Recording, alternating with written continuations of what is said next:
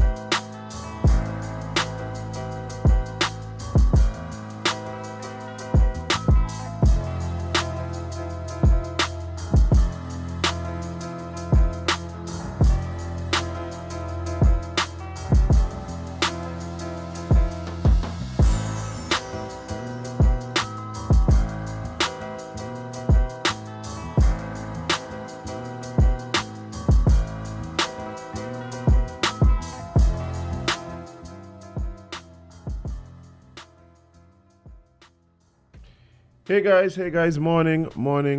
Welcome to Island Tea right here on Win Media SKN. It's Friday. Indeed, it says by already the week done. It is the first Friday in the month of December. It's December 2nd, guys. Yes. And hoping that you are having a great day so far. And if not, well, it's about to get better because you're here with your faves, me, Azem, and of course, Jade, Gwen Idita, CPL Matthew Stuart Johnson is also here along with me this morning, looking lovely in her blue. I can say the same about you, but just not the blue. You look lovely, friend. You look like, you know what you look like? What you know when, them older people had these like antique coaches? Ah, you're right. Right. The print. I was still a shot. Oh, but Jade, I am happy to be here. I have some lunch to make today. Why do you? Mm-hmm. Do you? Yeah. But how are you doing? I good. Actually, went to sleep at a reasonable hour. I know. Finally, boy. Finally, the sleep come around. Listen, I said, whatever work I have to do, gonna have to wait till tomorrow. And I went to bed at 10:30. Wow. I know. Wow. Okay. Woke up fresh as a daisy. I'm actually pretty proud of you. That's awesome. Me too. Nice. Yesterday was a little. Listen, whoever woman in love with Azim, right? That is not the way to get his attention. You're breaking my friend's properties now. I'll be the man who mash up your phone. That is not how you get love. Okay, that's not how you get love. Oh my gosh, Jade, I don't know. I sincerely feel like somebody obey you. What? Total love. It was so funny. This is what happened. I was going to the park, right? I'm on my phone all the way driving there. Well, not on my phone, but my phone is playing. Music or your podcast. Yeah, some podcast. And I walking in, messaging on my phone. Mm-hmm. I stand up, put my phone in my pocket, So I'm like, literally, I walked into the park, I'm talking to someone while standing, main sit, main nothing. I take my phone out my pocket. Screen stop work. Wild. Screen stop work, just so. Wild. So now I gotta figure out a phone this today. And yeah, we're gonna see how that go. Hopefully we could find one, man. Yeah. We're gonna work out something this morning. But what are you gonna do? What you gonna do? Life will life. Life will life by. That's one thing about it for sure. You go in life, like life is just a constant revolving door of adulting woes and depression. As soon as you feel like you're a little happy, nope. Slow your roll, boy. You know, for all those people that be like, oh, they don't want to get rich and or they just want to live comfortable. Not me. Now them they talking nonsense here. I want to be rich. I want to be filthy rich. I want to be So so that's- rich the problems don't bother me. I want to be so rich that I could like literally, people just chop money at their problems. That's what I want to do. I just want somebody tell me about a problem and I just go in my pocket and just chop money at them. Yeah, I want to be like the Team Unity administration. I want to be like Team Unity. There's a problem, throw money at it. That's my goal. I feel like it's an attainable goal too, eh? Because the trajectory we're on. Yeah. No, the potential is there, Jade. No. We don't get it, And all you have to do is claim it and affirm it, Jade. I'm sensing that you, not even will be, you are We're not on the cusp. a multimillionaire. Yes. You like my nails? By the way? Jade, stop playing. Jade, stop playing. You gotta give me a warning before you hit me with the nails like that, Jade. Sorry. Oh my God. Freshies. Lovely. know. When you did them yesterday? Yeah. Okay. Yeah. I don't know what's going on, but it's obviously something special. No. It just was My because. nails just was ready to be done. Woo! Yeah. Listen, if you're trying to live a hot girl lifestyle, you gotta keep up with it, eh? Yeah, that's true. You can't go your nails falling off and, you know? There's some maintenance involved. Yeah, man. Big up Beauty by Kai one time. For getting me right. Kyla, big up yourself. Yes, indeed. Oh, boy. But I'm hoping people are having a great day today. Me too. And if you're not, there's time to get there. Yeah, there was a little rain this morning, just a little few showers of blessings. I come outside like, why outside so wet? yeah, there's a few showers of blessings this morning. I did not hear that. Mm-hmm. Just woke up and outside was wet. Vibes. Yeah. I don't know what's going on with you inside, guy. It was like a little. What time this was?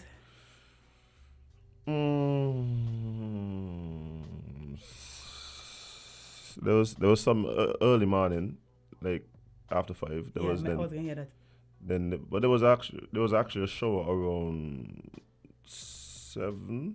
May no way may hear that. Maybe I was in the bath. Maybe. So like the water. Mm. Yeah. Because that's the only valid explanation for why I missed all those good old showers we had. Yeah. Well, yeah, but this Friday, we've been speaking about a lot of things that's happening this weekend right here. Yes. Remember tomorrow is cricket. Lovely cricket. I think I see them setting up last night, yeah. Already. Yeah, I think I see them setting up last night. I am excited and ready. Yeah? What? I love me some cricket. But you're going in the party stand, so I mean even want to imagine the behavior. Is that so? It's cricket. Yeah, you might right. Yeah, so you're going on your head top. That's what you're saying. No, I can't do that. Friend, me not kind of age no more. It might have, that might be why the nails purple. Yeah. No. Me so young, friend. Me so young. The head top story for me. Oh, by 6:30. No, I can't do that either. Split in the middle. Nope. I got a good old regular side to side for you though. Oh, side. Hey, watch here. Let me tell y'all Classic something. side to side don't play, you know. Let me tell y'all something, guys. I just see you all there getting all distracted by the lovely young ladies, the aquabats, and the ballerinas, as we call them in the dance. Let me tell you all, there's something special about the young lady just in the back of the car by the speaker, just swaying side to side. That is who you need to go and talk to. I agree. Take it from your Uncle Royal. Never Don't did you wrong. don't be distracted by the acrobatics. Don't be distracted by the acrobatics. The girl who has the sway down, Nice little in rhythm sway. the in rhythm sway, she will change your life for the better. Indeed. Trust me. She wants the best for you in life. Oh, Jade. Oh, bye. But no, trust me. Trust your Uncle Royal. Uncle Royal know these things. No, Uncle Royal know these things. No, really and truly, that's what happened. They get all distracted by the glitter. And by the glitter, talking about the whatever pasties they have on. And like, yeah, they get distracted by them things, Jade. But really and truly, The nice homely girl who is listening to some Barry Simon in the back and just swaying side to side. Yeah, that is the type of woman you need in your life. No, I can't disagree with you. Can't disagree. If she love Uncle Barry, she's a good woman. Hey, big up to Renette Warner one time. She love Uncle Barry, or she just... She love Uncle Royal. Yeah, she tagged me in she tagged me in a post yesterday, bigging up Island Tea. As she should. For giving for giving a great advice. No, it's because how it was written. Oh. She big up Island Tea, but yeah. But for giving her great advice on a daily, and I just want to let her know that's what we're here for. Listen. That's what we're here for. What else could we be here for? I mean, there's a lot of other reasons, but that's not what we try to accomplish here. We try to give the best advice. But, guys, you know, it's Friday, and as usual, we'll be linking up with our good old friends over in Antigua, and we have a very special guest coming out of Nevis. Yes, she's going to be running in the upcoming election, which is in what? Like 11 days? 10 days? Boy, I can't believe Nevis election is around the corner already. Jade, if it's one thing, Nevis love his election, yeah. Yes, and you know what I appreciate about them? Their quietness. You see, I was saying it's election full of ray and drama and... The election out there full of drama too, Jade. But wait, hear me about it like that.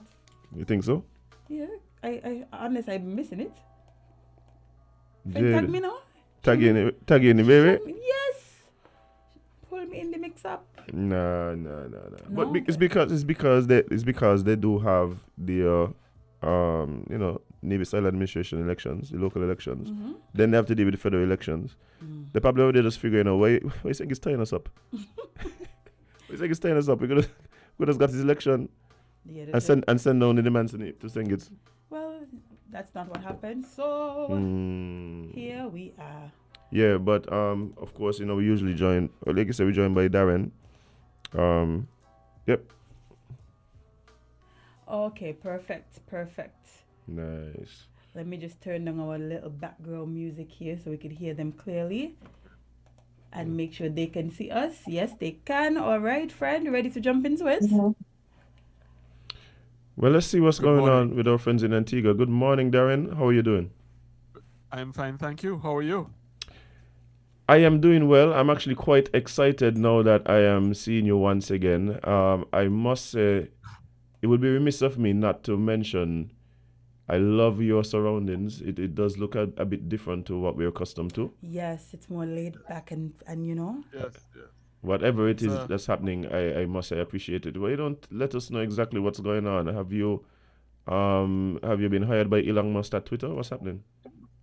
Well, I hope not. It doesn't seem to be doing very well right now. But anyway, I have joining me this morning Mr. Michael Freeland.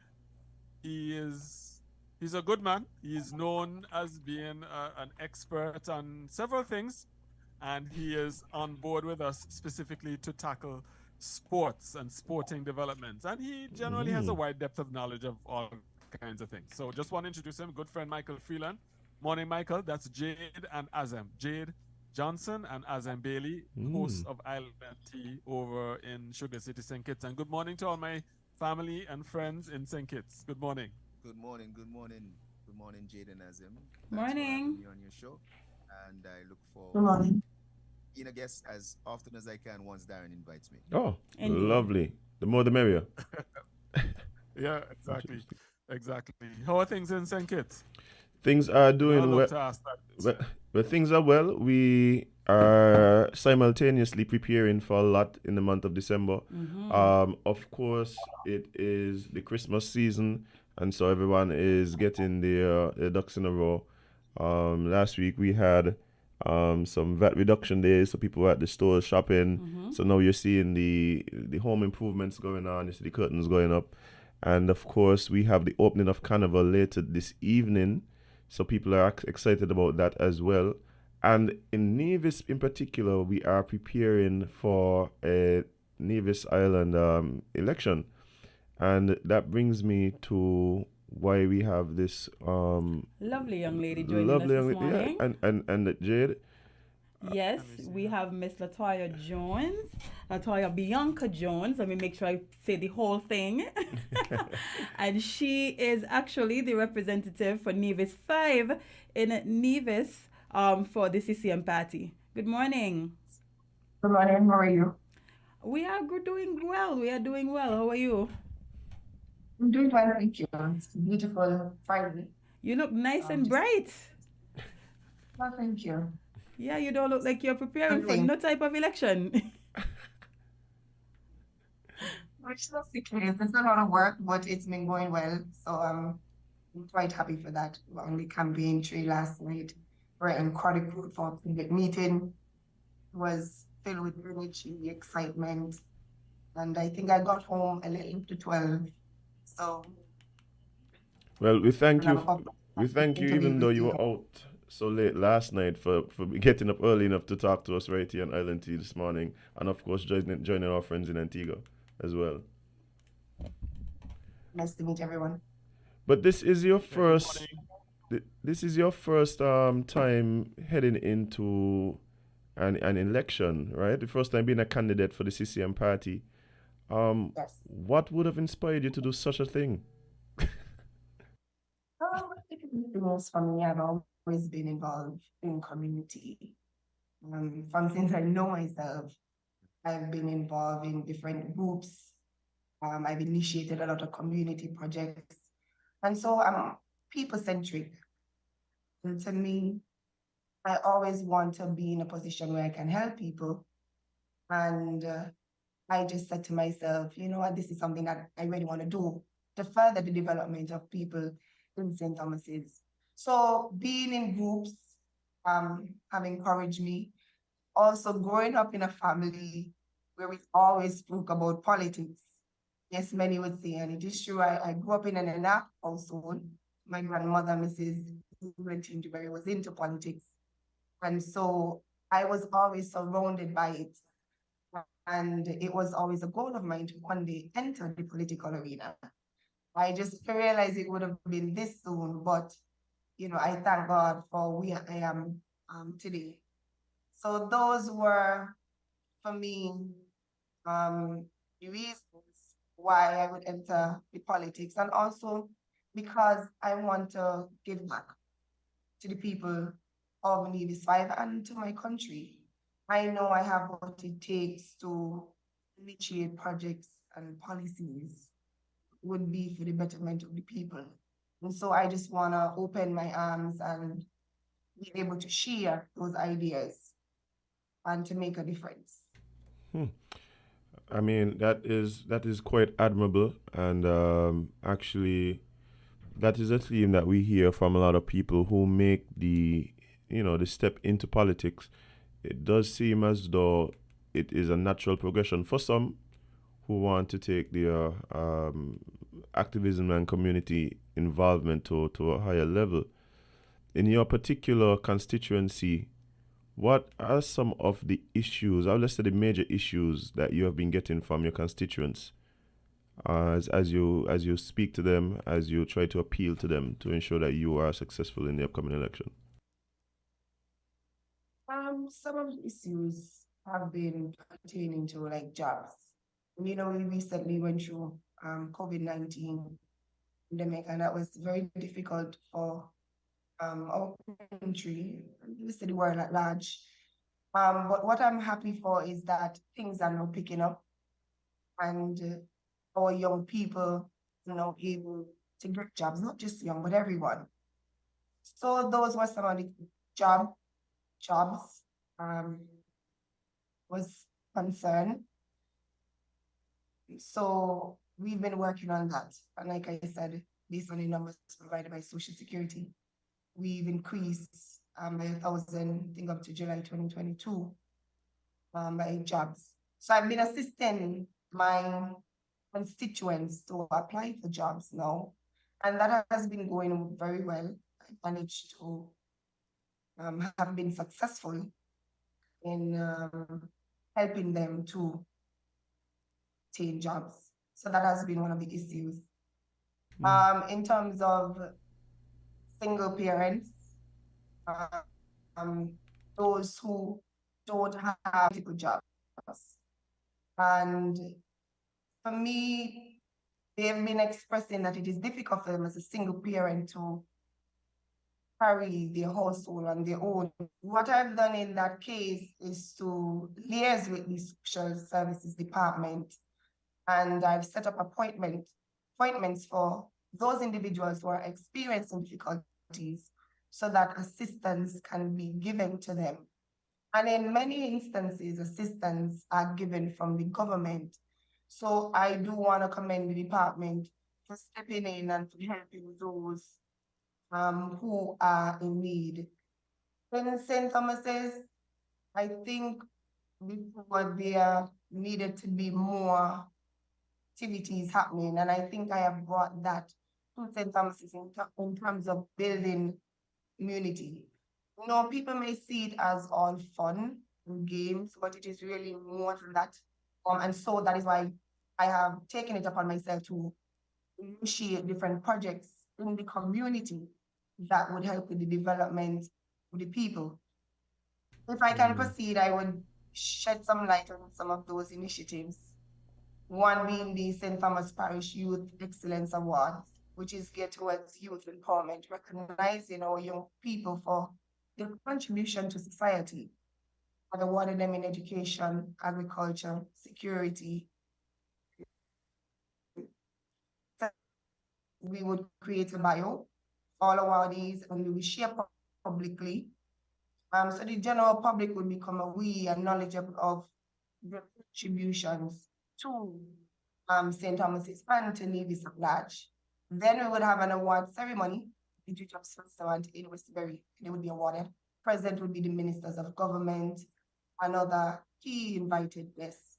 And so it's evening of fun, but it is important that we continue to build community and continue to build and continue to bring the constituents together. So that is one activity that I have done. Can I proceed with the others or? Well, I would like to know if our friends in Antigua have any pressing questions to address to you. Why not? As an aspiring politician once, I want to ask you why CCM, why was it constituency 5? Yes, Nevis 5, yes. Right, why constituency 5? I know the pressures of being from a specific area and trying to run in that area. It comes with admirable pressures, and just why 5 and not 4 or 3, where seemingly you would be an easy fit in either, but I'm guessing that you're just comfortable at 5.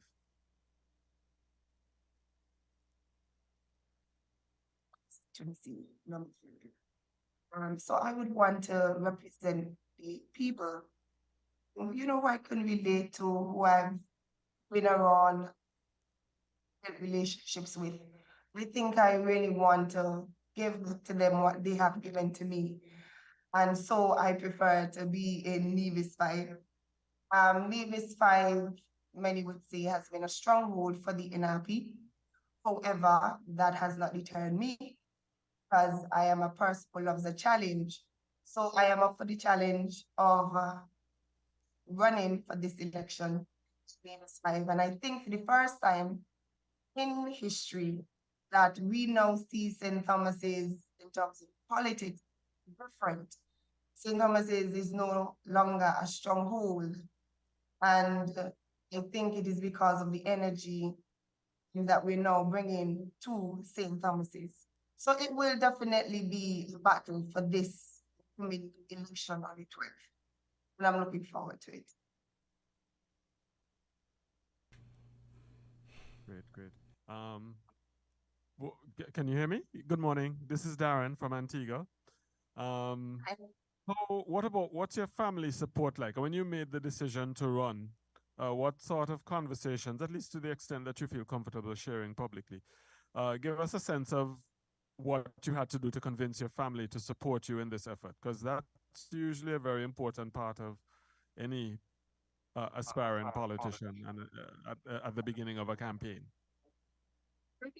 For me, I grew up in a large family, and the first person who I told about, my interest in politics and running, and whose approval would mean the world to me. She's no longer here with us. She's now deceased. My great grandmother, Mrs. Jaffery, as I mentioned before, she was a staunch nap. And at the end of the day, what I loved about my grandmother was that she supported me. And despite me not running for the NRP, she she had feelings initially, and she asked why I couldn't run for the NRP.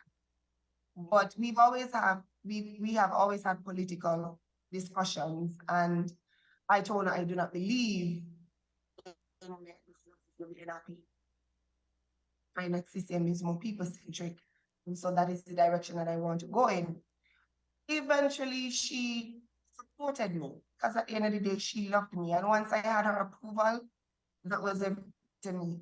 My other family members, they have come on board, and they are supporting me because they realize the potential that I have to create change in St. Thomas's. And so the support has been really, really great. And I want to thank my family for being my backbone and for stepping up and supporting me, despite, our initial political background of supporting the NRP. Mm. Ah, I see. No, So no now my conflict. family is, No conflict. no, I don't have any conflict within my family. To Mm. be honest, there are just one or two who've expressed that they plan to stay with the NRP, and we still get along very well. But the majority are going all the way with LBJ. So I am truly happy for it. Okay. All right. Fair enough. Hmm. But that's an interesting dynamic for me. Hearing that you may have grown up in a situation where traditionally you may have shown support, or members of your family at least would have shown support for a different party than the one you're running. So when you made the decision to be a part of the campaign of the CCM, what would have been some of the reasons that would have inspired that choice? And is there any overlap with why you would expect the people of St. Thomas's to do the same, which is make a switch to CCM?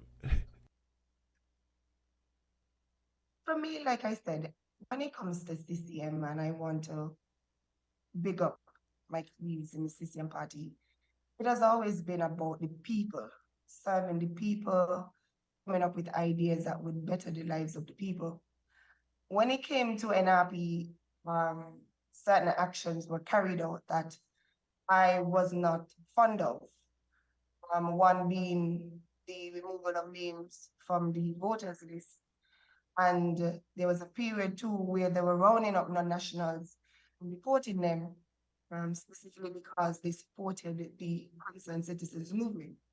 These are things that I really couldn't support. And for me, the way that CCM fought for the people, as a young person looking on, I was really pleased and motivated by that. So, from those things and other things, I decided that the CCM party was the choice for me. I became involved. I think it's close to the by-election. I started to go around the groups and so forth. Then for federal in 2020 was when I really became involved, a part of the campaign, was this Honorable Alexis Jeffers. It was a good experience. It was intense because CCM never won that seat before. Just so we've never won Nevis fight for the local elections. And yes, it was an uphill battle, but through it all, we stick to the issues, we stick to the plans that we have for the people, and we came up victorious. I think in St. Thomas's, in terms of switching people over, I think people are now looking at changes in politics. No longer are people looking at voting for a party because my grandparents or my mothers, especially young people, because they voted for the party. People are voting for a party who can create a better life for them. People want to vote for a party who can create change and develop the country. And they find that our political um, arena, it has changed. Growing up in my grandmother's time, that is what it was.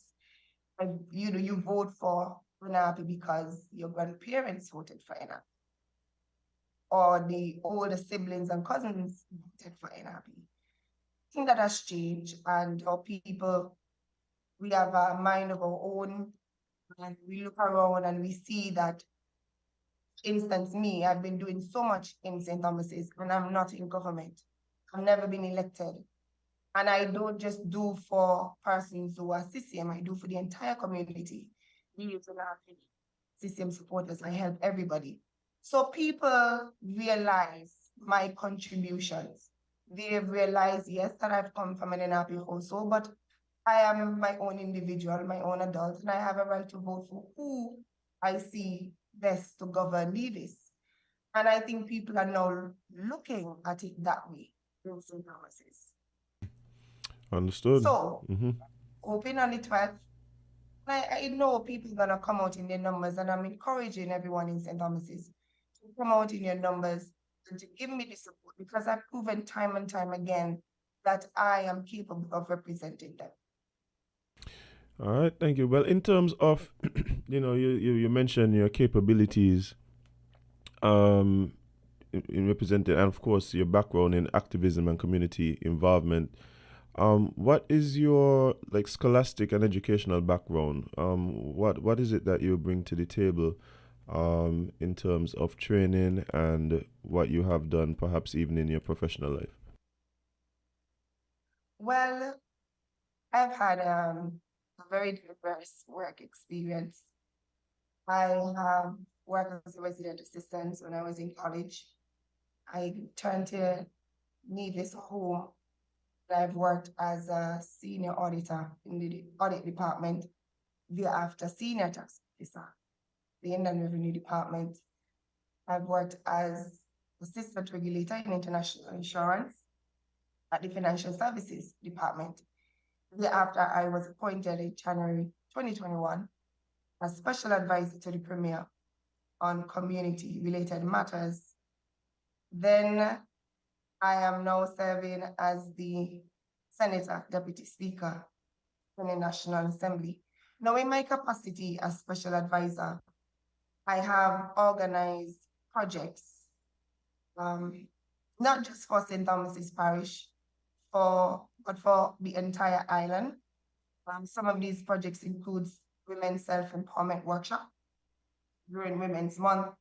It's where women will celebrate women, and we bring women together, those who I feel are oftentimes left out. Because in my experience going to workshops before, this is just something that I picked up when I go to a workshop, I tend to see the same faces all the time. And I wanted to bring about a change for that. So we now see a workshop where you have a diverse group of women, and women who are often, to me, forgotten about. And so that was one of the projects that I did, financial management workshop for youth between 18 to 35, to teach them, success when it comes to managing their resources and diversifying their resources. So that was one of the initiatives that I've done. It was a success, and it will be done next year as well. These projects are not just one-time projects, they're annual projects. And so I'm looking forward to the continuity of these projects. Another initiative was the Nevis Island Administration Youth Forum. The target group for this forum, it was the first, was youth group, and the participation of the groups was really outstanding. They all came out, and I want to thank them for that.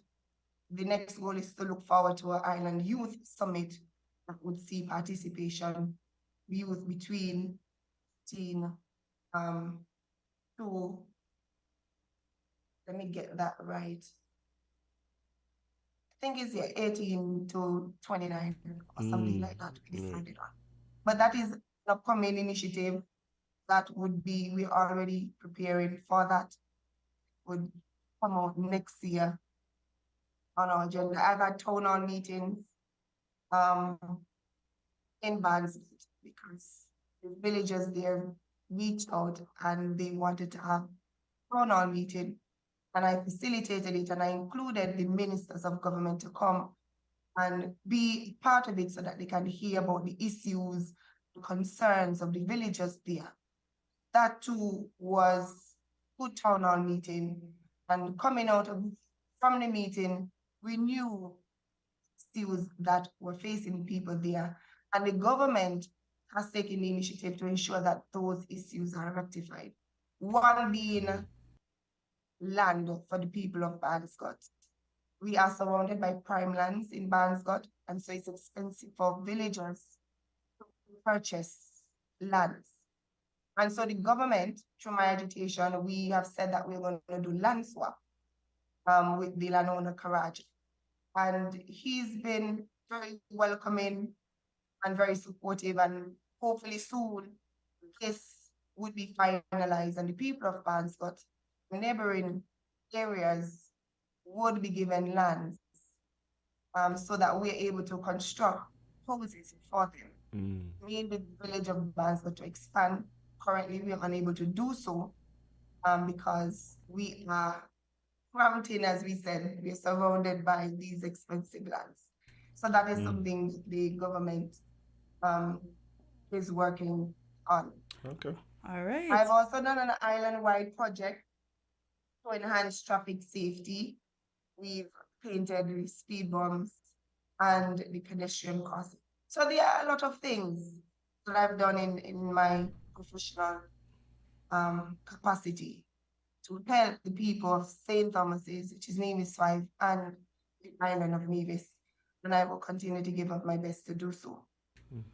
Sounds lovely. Darren, do you have a last question before we wrap up? Yeah. The incumbent representative is from the other, is from the other side, I'm guessing, right? The NRP for that constituency?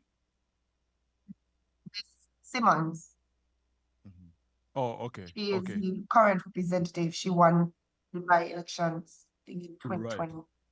So what is your value proposition in your mind vis-a-vis the What incumbent? is Your value proposition. What are you telling the voters to convince them that you are the better candidate for that constituency? I mean, you've said a lot for the morning, given us an idea of what you've done and why you entered politics and so on and so forth. But on the campaign trail, you are trying to dislodge an incumbent, and so therefore you have to sell yourself. What is your value proposition? That's what I'm asking. when it comes to me and my opponent?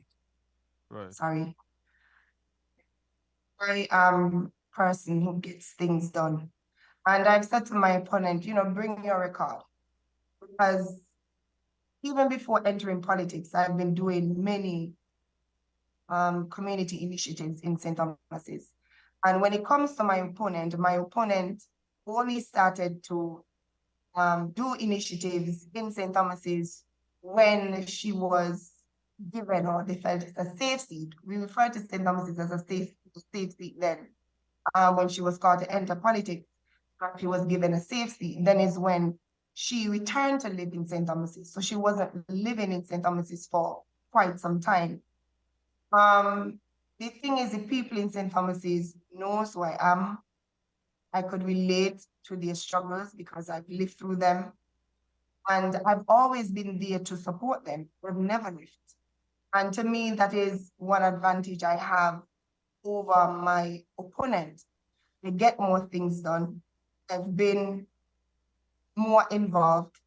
I am highly driven, and I am, not afraid of a challenge. I think for this election, my opponent has shown her hands in a case where she's showing weakness. And the reason why I say that is because I have been attacked by my opponent personally on a more personal level than on a political level. And so for me, it shows the level of character of my opponent. Whereas on my end, I seek to power everyone,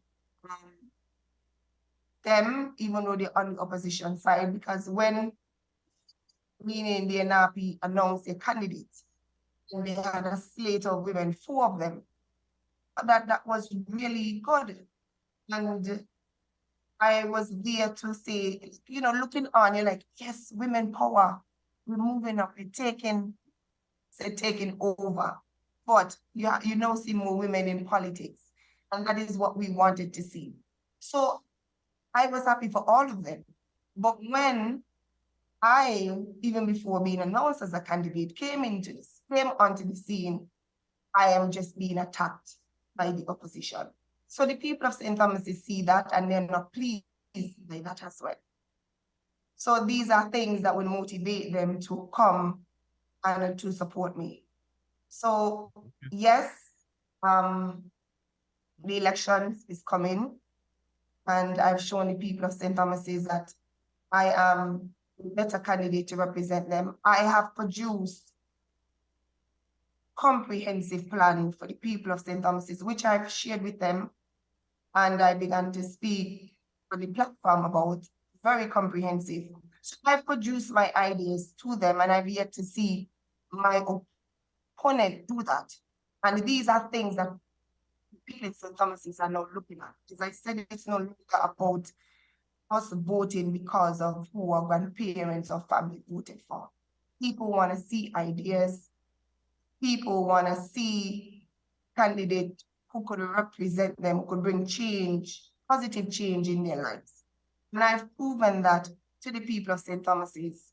And so I think, this time around, the people are going to go all the way with LBJ. All right. Thank you so much. Who you want to win the World Cup?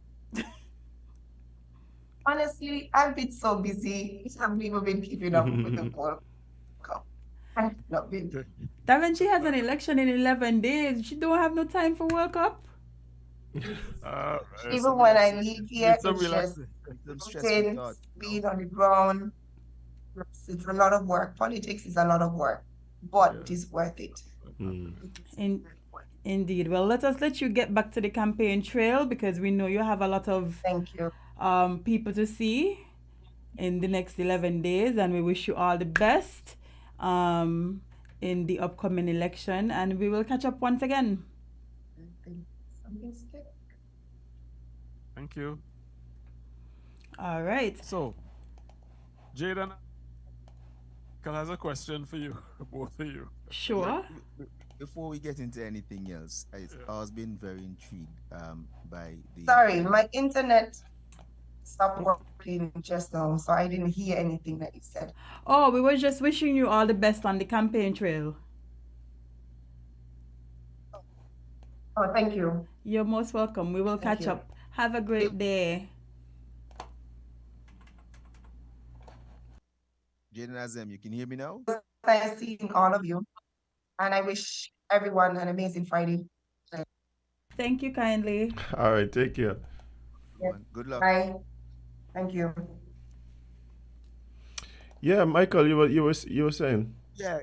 I've always been intrigued. So I remember a few years ago, I was in St. Kitts doing some campaigning as well, and I've always been intrigued by why the constituencies are by numbers. St. Kitts 1, St. Kitts 2, St. Kitts 3, St. Kitts 4, Nevis 1, Nevis 2.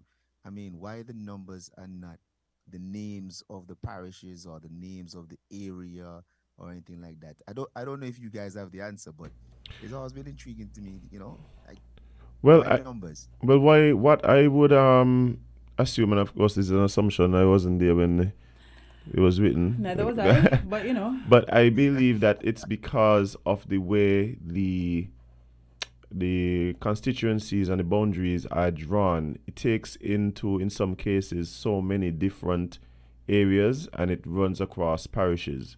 So it's not necessarily that there's a correlation between the parishes and the electoral boundaries of or any particular um, community and the electoral parishes. So that's why I think it functions like that. And the Constitution does allow us the process by which we can continually address and address the boundaries and make changes.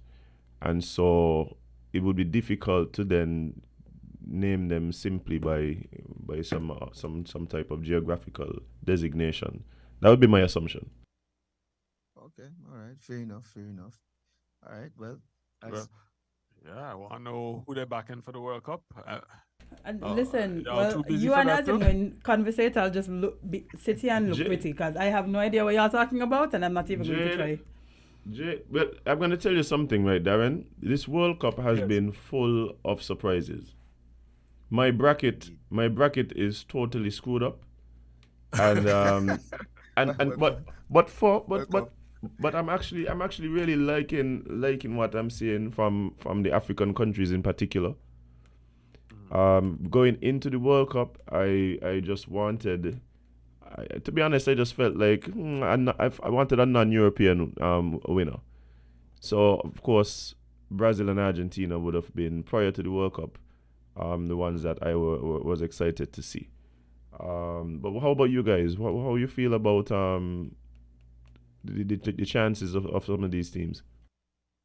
well, I'm opposite to you because I'm for the European teams. Mm. So, but my team was hosted yesterday because I was Belgium I'm normally or Germany? a German Yeah. fan. Normally a German fan, but prior to the World Cup starting, I actually have England winning the World Cup. I Really? have England. I have England winning the World Cup. I have England pulling off a stunner this World Cup simply because um, they have the talent and the guys in them they look like they're hungry for it. My only reservation is the coach. The coach, I mean, is the management of the team has been dread awful the last game. So I don't know if that will play a factor in it, and the guys will just bond together. Chemistry is important.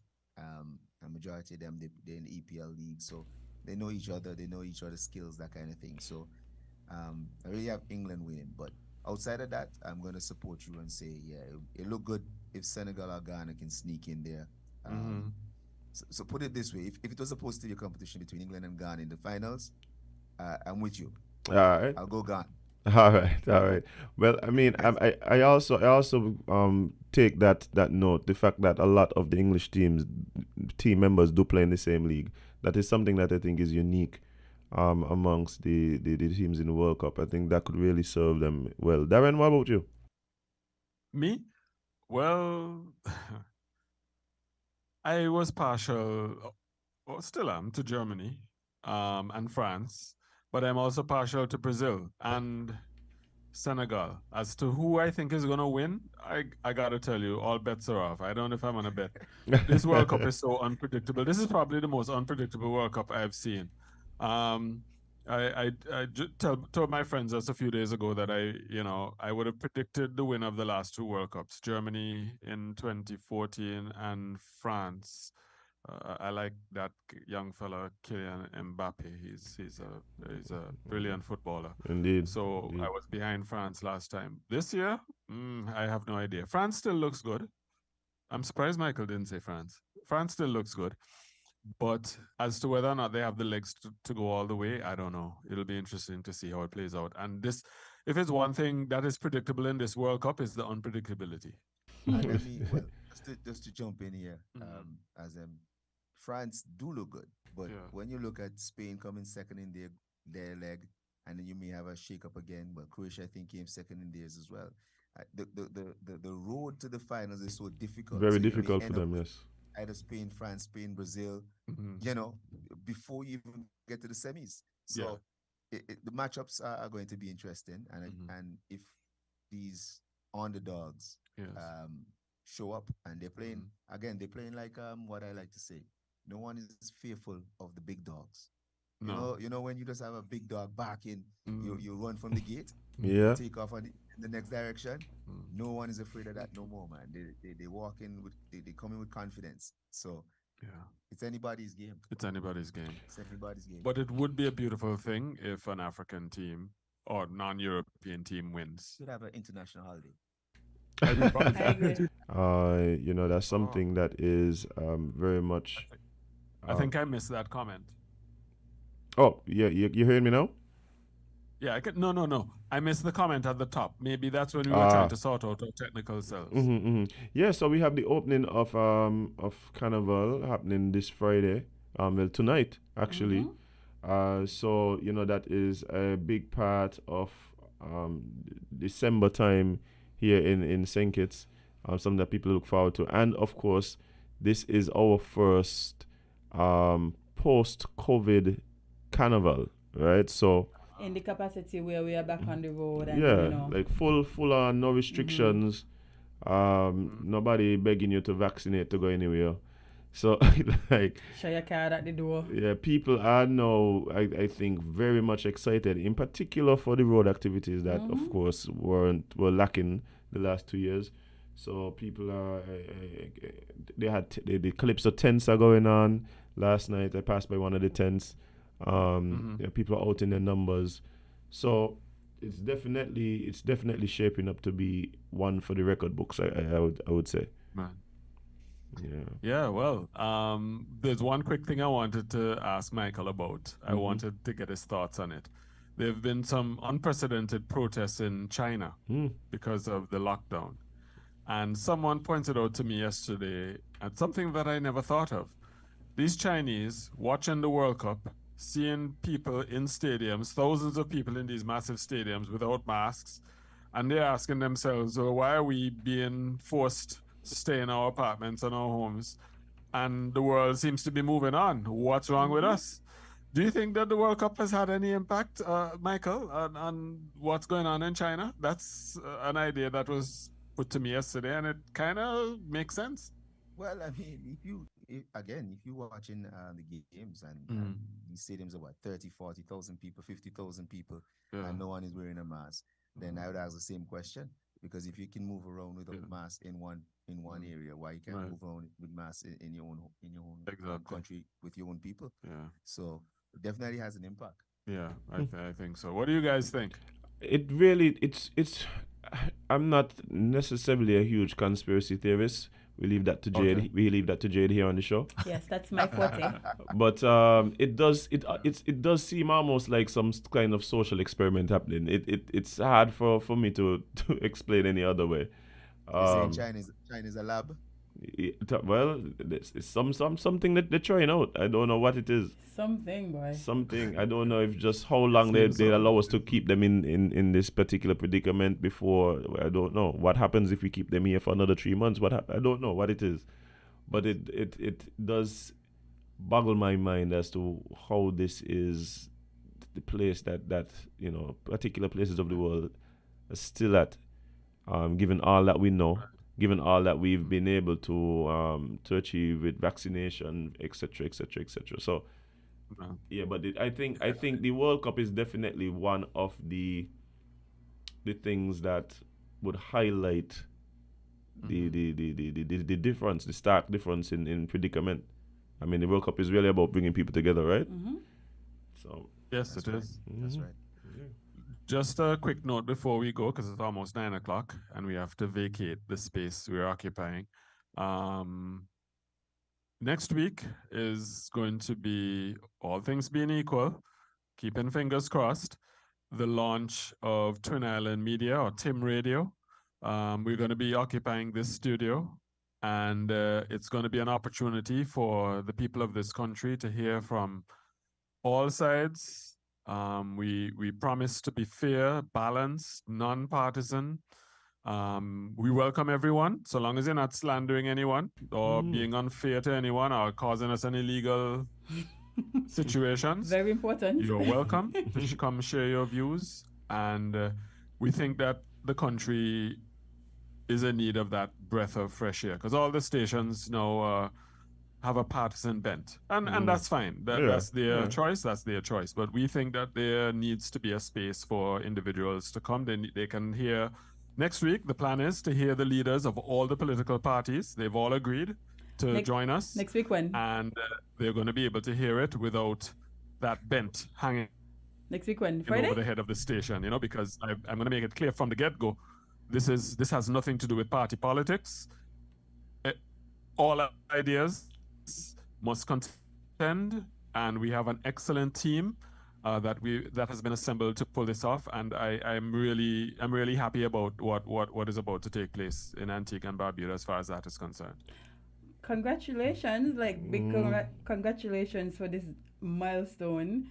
I think it is very important that you do this, you being somebody who has been championing for this type of media for so long. So congratulations to you. But you said that all of the representatives will be on the station. Will Gaston be on Friday? Yes. No, not at the same time.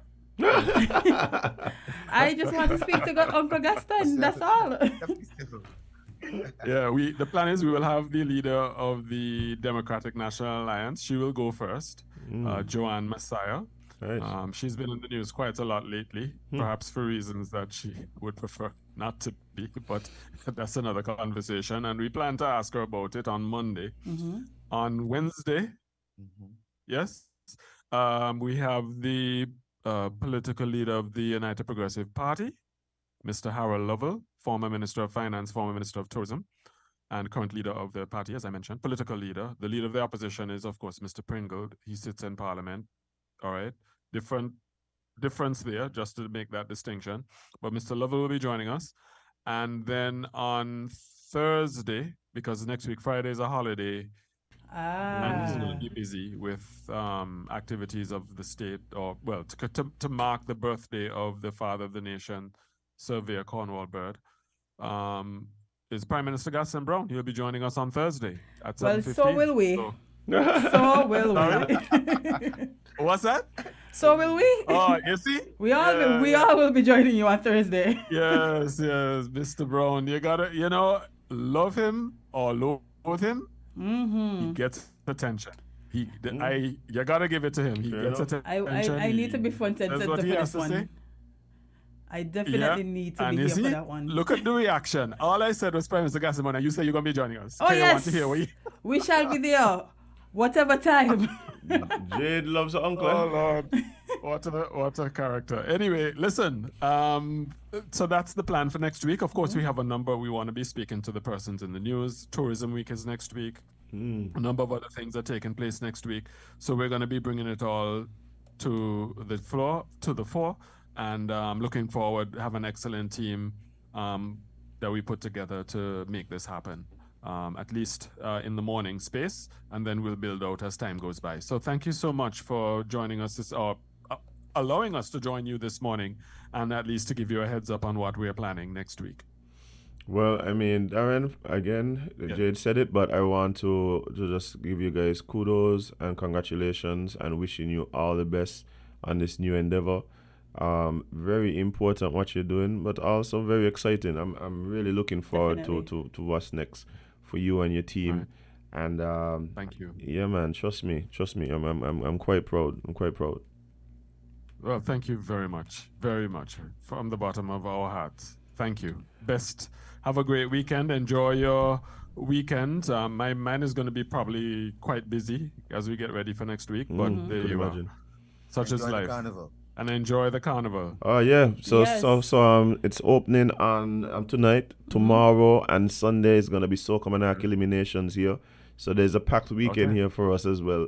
And I'm sure we'll enjoy as much as possible. Also, there's cricket action here in Nevis that Jade is in St. Kitts, that she's trying to convince me she's not going to be doing much head top dancing at.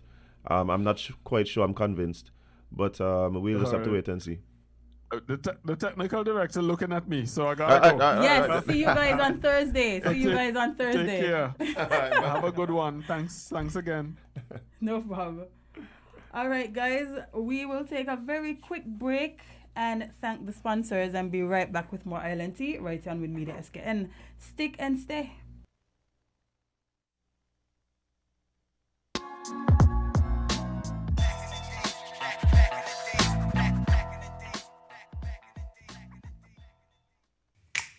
Maybe it's the way the brilliant gold liquid reflects our sunshine, or how the bright blue of its label mirrors the clear Caribbean skies overhead. Maybe it's the fresh, crisp taste of this beastly cold beer on a scorching hot day. Maybe it's even the way it brings us all together. But one thing is for sure, Carib is very much a part of who we are wherever we're from in the Caribbean. Carib, it's the way we play. Drink responsibly. Fresh Look Paint and Tiles sale. Give your home a fresh look with a fresh coat of paint and a fresh set of tiles. From Horswood's Building and Nevis Center's 25% off Fresh Look Paint and Tiles sales event. Yes, come to Horswood's Building and Nevis Centers today and get fresh savings of 25% off all paints and tiles store-wide. Come and give your home a fresh new look with fresh savings and fresh new colors. Fresh new piles of tiles in all styles with a fresh 25% off store-wide on all paints and tiles at Horswood's Building and Nevis Center. Give your home a fresh start with a fresh new look with fresh new colors, fresh new piles of tiles in all styles, and fresh quality paint at Horswood's Building and Nevis Center. Fresh Look 25% off paints and tiles sales event. See store for details.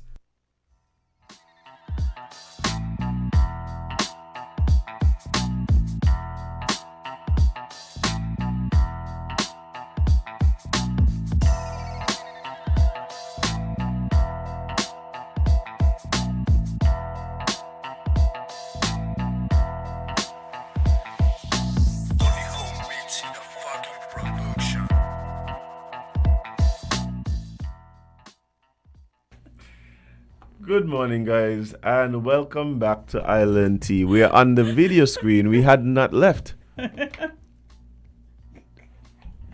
Good thing we don't want me here doing nothing. Out of the way. I'm telling you, just in here seeing and chatting people. Oh, man, but guys, it is Friday, December 2nd, and yeah, just had a great conversation with our friends over in Antigua. Definitely. And in Nevis. And that race is going to be interesting to see how it plays out. It seems as though the candidate is confident that there'll be a switch, but we do know some of these, what we call traditionally party strongholds, they ain't easy to wrangle out of the hands of them parties, you know. They don't let them go down so easy. Boy, no. He had for real. Well, we're going to see what happens. Yeah. What we got, 11 days again? Let me see. Nobody in 10 Nevis, or 11. Let me nobody see. in Nevis vexed with me. I can't vote. No, you can't. I can't vote, okay? Oh, it's 9. 9 days. 9 days until election, boy. Mm-hmm. Yeah, we can't vote over there, man, so we ain't got nothing to do with it. Anyway, let's jump into some tea. Long time you sing for the people, you know. It's tea time. We think you're abandoning them, but yes. So let's give you an update to a story that happened last week, I think. It says severe blood loss from multiple gunshot wounds, the cause of Alvin Romney's death. On November 26th, police informed the media of a homicide that occurred in Deer Bay on November 25th, receiving the report sometime before 9 p.m. The victim has been identified as 35-year-old Alvin Romney of Passing Ground. Reports suggest that Romney was shot in the head. Police later confirmed that Romney has several wounds about his body. An autopsy was performed on the body of the 35-year-old on November 30th, and resident pathologist Dr. Adrian Nunes concluded that Romney's death resulted from hypovolemic shock, severe blood loss due to multiple gunshot wounds to his body. There has been no indication from the police if there is a person of interest, if someone was taken into custody for questioning, More on this as information becomes available. Some of the homicides that occurred in 2022 include 57-year-old Victor Moses, 63-year-old Benson Ramplin of Old Road, 40-year-old Mario Riley of Tabernacle, 67-year-old Arthur Henry of Soho Village, 29-year-old Jesse Lynn, 33-year-old Melvin Stephen, 26-year-old Louis James, 55-year-old Leroy Warner, and 36-year-old Deshaun Leader. Wow. Condolences to the family of the people that were lost, man. But it's too much. Yeah. I mean, any loss of life is too much. But boy. Yeah, and we don't really want to hear about situations where we have this type of violent end for young men's life. I mean, and it really is something that we really have to continue to do whatever is necessary to limit and to hopefully eradicate. And people are still like, you can't. I'm like, nope. There are some things that may seem difficult, maybe even improbable, but I do not believe to be impossible. And the idea of bringing down the homicide rate to a point where we could say in a year we didn't have any, that is one that I would love to keep hope alive for. Right? The issue with some of these situations is we have to have justice for these things. Yeah. So we need to have people who are investigated, arrested, charged, convicted, and so society sees that there are real consequences for these types of actions. If you take part in these types of things here in St. Kitts and Nevis, then you can expect. And of course, that has a big part to do with the police, that has a big part to do with the legal system, but it also has a big part to do with society and the community, because at the end of the day, it's hard for police to come from wherever they come from, sitting in the wherever they were sitting, come to the scene of a crime, and with no collaboration, just put everything together and determine who and what, and with no collaboration, it's difficult. So, yes, we all have a role to play in ensuring that society is as safe for everyone as possible. I think a lot of times we just go blame it on the police or blame it on whoever. And y'all know I'm very critical of the police. Yeah, like that. Don't feel like this is. No, anything. but they know that. They know me and the police ain't necessarily best of friends. We cordial though. Yeah, good enough. But I understand that it must be a collaborative effort if we're trying to see change in these particular areas, right? So just like I feel like there's things that they could do better, I think that there's things that we could do better as well. Definitely.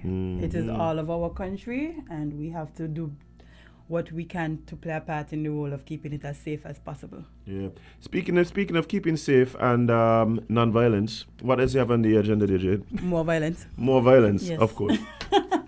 So, a man's nose was bitten off following an argument about a Mississippi golf game. What? Yeah.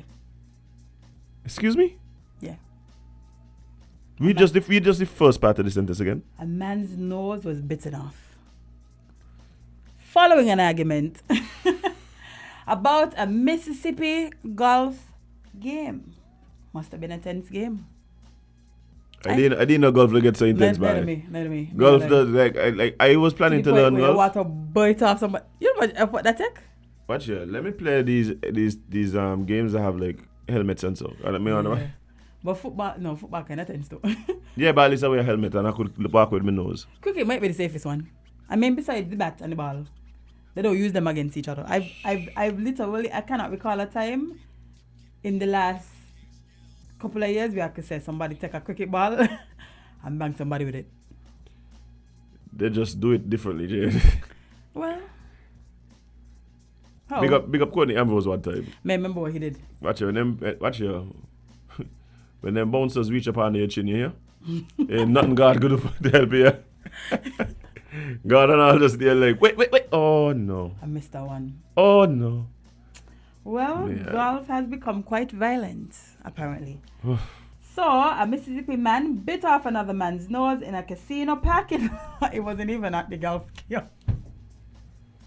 It wasn't even. Sorry. When golf spill over into the streets, Jade. Carnage. No. Carnage. Like, what could get you so upset that he just walk out? He knows got to go. Let's Jesus, man. After an argument about a golf game. The incident occurred around 9:30 p.m. earlier this week at a Hollywood casino in Bay Louis in Bay St. Louis, sorry. Responding officers found the victim with a disfiguring facial injury. Oh boy. The investigation determined that suspect Mark. Oh boy. Sorry about that, guys. The article clearly doesn't want me to finish. Okay, there we go. The investigation determined that suspect Mark Curtis Wells bit off the nose of the victim. Bay St. Louis Police Chief Toby Schwartz said on Monday's incident in a news release. Officers were told that the men argued about a golf game played at the resort throughout the day. Wells, 51, of Biloxi, had fled the scene in a Tesla by the time officers arrived, but turned himself into police on Wednesday. Wells was charged with felony mayhem and booked. That's it? Serious? Kind of. But Jade, what are you going to charge him with? By You could still use the nose. inflicting grievous bodily harm. Maybe that's worse. I hope so, because you bite off my whole nose, sir. Yeah, but the pan probably saying, but they could still smell. I feel like you want his nose. Yeah, I mean, you want the nose. Whether he could smell or not, I feel like if Of course he wants the nose, Jade, but grievous bodily harm might be something that might be long lasting. his nose is gone as him. But it still works. Okay, let somebody bite off his nose then. No. I'm not saying that he should have done it. Oh no, this one here, no, discharge it, Bengali. Okay. When they break it down, yeah, you got some things in there. That's what I tell you. And he faces up to 7 years in prison if he's convicted. That's what I'm saying. Felony mayhem was described as a crime committed with the intent to kill, in which the subject mutilates, disfigures, disables, and destroys someone's tongue, eye, lip, nose, limb, or other body parts. Yikes. My thing is what gets up in someone's... To just hurt. Oh no, they might become friends. They might become friends like Evander Holyfield and Mike Tyson, and then go into business selling edible noses. I don't feel like I'm going to be You able don't to think cover that- this you don't think that one. happened? No friend may think. I'm curious, Jade, because I want to know what these people want to say about this article. Good morning, caller. You're live on Island T. What's up? Okay, well, you know. Well, I'm just hoping that caller does still have their nose. I hope so too. I would not wish that on anyone to lose their nose. Anybody part at all. But you know the funny thing about this story, Jade, it does feel like when millionaires go gangster. First they're arguing over a golf game Yeah. at a casino, and they get to a car was a rich Tesla. casino too. Yeah. But they get to a car was a Tesla, Jade. Yeah, man, them they're rich. They go, oh, that's he gonna pay. A matter of fact, he gonna pay to fix back the man nose. He gonna buy him a whole brand new nose. Yeah, at that level of money, you could just buy a Brand new nose. Yeah. nose. Good morning, caller. You're live on Island T. What's up? So, greetings and morning, George, to you all. It's loving, Good morning. and sister. How your morning going, Adam? It's going good so far. How about you, bro? And Jade, how your morning, guys? Can't complain. I don't complain, just give thanks. Indeed. Guys, joy today, no matter how things look at this time, be thankful for life. Just something I'd like to share with you as them. And I will tickle and what are you reading and our episodes in the news feed. We have an event I would like to from respond to the eye. So when you get a chance, I will let the eye to take my number now so you could give me a call so we could have a dialogue about that movement here. Please. All right. Yeah, Jay, take the number and pass it on to me. Go ahead. 766-5176.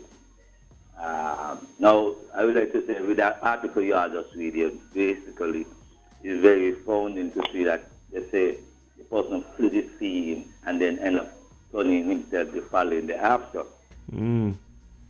So, like time you want to tell me the police went to find a person lived to know, basically, if they could captivate them in the area so that they have to come the following day after.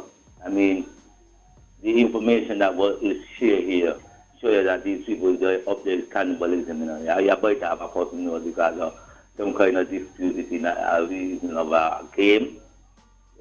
If that's the way the whole world do right now, I mean, in them cannibalists living, you know. So, I mean, so some people who come from them areas, they're living in these territories, especially in St. Kitts and even in the other territories. And so we got to be mindful of the action of people, mind go within the reflect of something that's said amongst a conversation. So we are call upon the human race, whether you're black, you're white, however, race of color you emphasize on. We have to also understand life in the empathy that is able to put us in a greater way forward than how we are seeing things occurring. You all make statements about the murder rate that's implied within basically for the period of time now, and how we like to see the crime rate really effectively removed. One thing I would like to suggest is that it's time now we use angles and means and negotiation to take the Americans and the British and all those who we are putting bipartisan deals with, to let them know if you all are so serious about changing the world atmosphere and the behavior of the world is playing out with human race, let us eliminate all sophisticated weapons, all our arsenal of total destruction weapons that call as nuclear weapons. And if we are really understanding that, then we could be able to start changing the moment of how the people do things to another. We're saying we're going to be a perfect world, but we're able to safeguard a human life for another next generation. And that's all we have to do. All right. All right, man. Appreciate your contribution, bro. Yeah, well, may see that happening, but the eliminating of all weapons of mass destruction ain't happening once these world leaders are alive. The current ones that we have literally setting up to make sure the arsenals is the best in the world. Geopolitics, sorry, is a serious thing. Yeah, the man. This when you start really looking at what it is that is happening and what is a country's position in obtaining, maintaining, and exercising influence, military might is a big part of it. Definitely. Military might is a big part of it. But not the only way. I mean, you look at what China doing, and how China in the last 40 years just steadier and just build up themselves, build up their influence. Boom, boom. I think India is another one to watch. I think India going to be very interesting in the upcoming years. Because, really, the funny thing about India, they're over there with this load of people. They're over there with this lot of enterprise. But they're a democratic society. Surrounded by a lot of places that aren't necessarily so democratic. So you're gonna be interested to see how their influence either spreads or diminishes over the next few years. I think that's gonna be something that's going to greatly affect even us here in St. Kitts. So we're gonna wait and see. Yeah. Well, let's jump to some Caribbean news that is mixed with a bit of an American scandal. It's a cook-up. It's a cook-up with pork. A cook-up. It has to be with pork, Azim. I'm sorry. Selassie, you're going to forgive me. But it has to be with pork. May wish there, me locks journey it. So, Jeffrey Epstein's estate to pay over $100 million to the USVI court.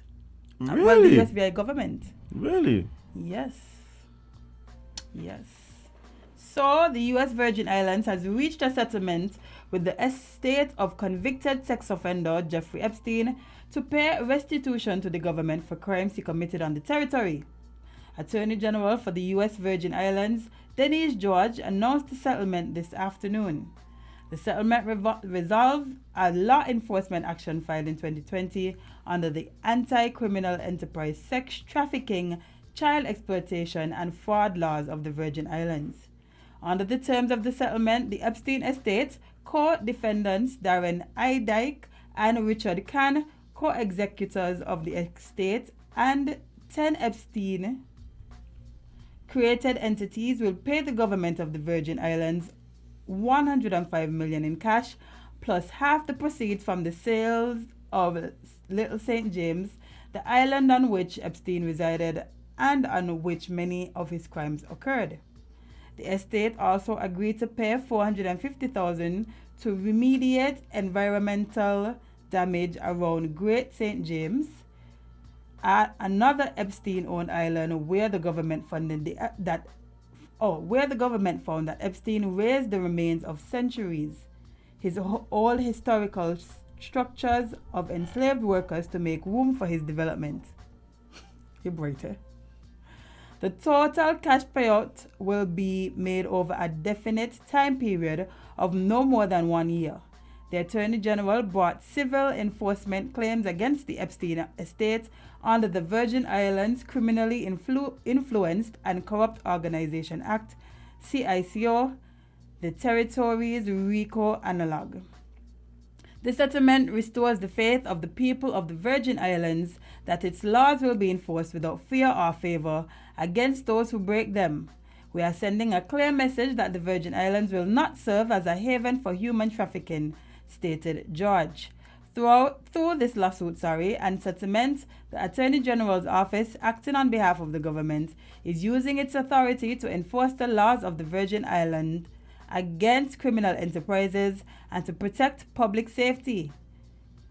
CICO provides to the Attorney General the power to bring civil enforcement actions, including the forfeiture of their assets and the imposition of civil penalties and damages.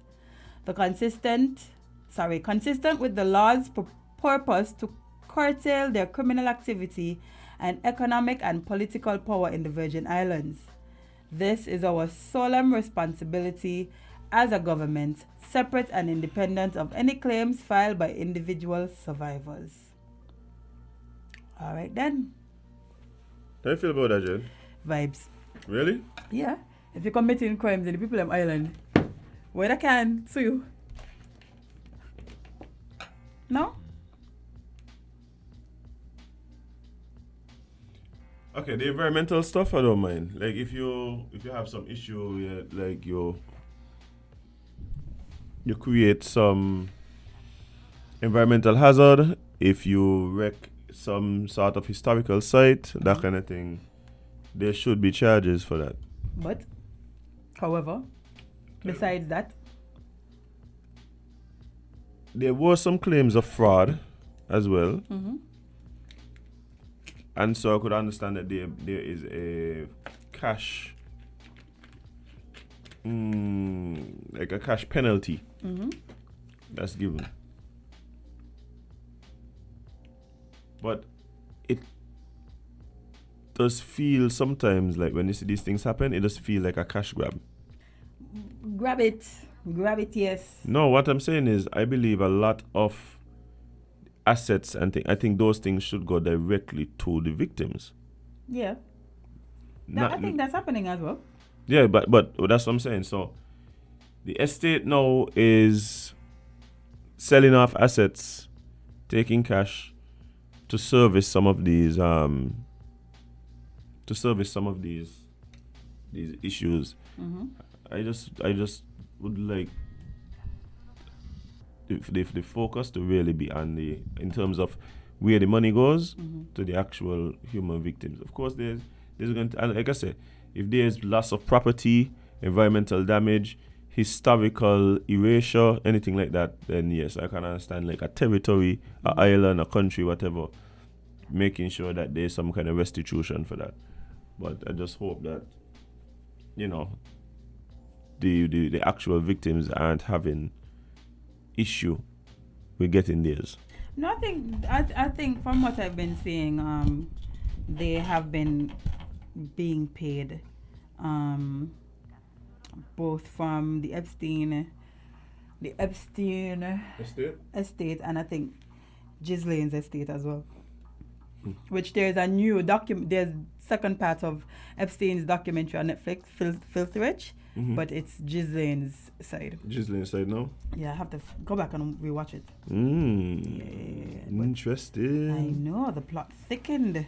Yeah, anyway, when I buy my island, all I'm going to do there is read my Bible and eat grapes. I could borrow it? Yeah, sure. Okay. I promise to not do anything illegal or criminal. Anyway, just look at the cameras. That too. That too. Let's do this one quickly. This one is phone. Let's go. Okay, no? Any phone and internet? Yes, so this one is coming out of Milwaukee. A boy who is 10-year-old shot his mom because she refused to make an Amazon purchase. A 10-year-old Milwaukee boy fatally shot his mother in the face because she would not buy him a virtual reality headset. Then logged onto her Amazon account and ordered it the next day, prosecutors said. So wait. He done shoot her. He ordered it still? Yeah, man.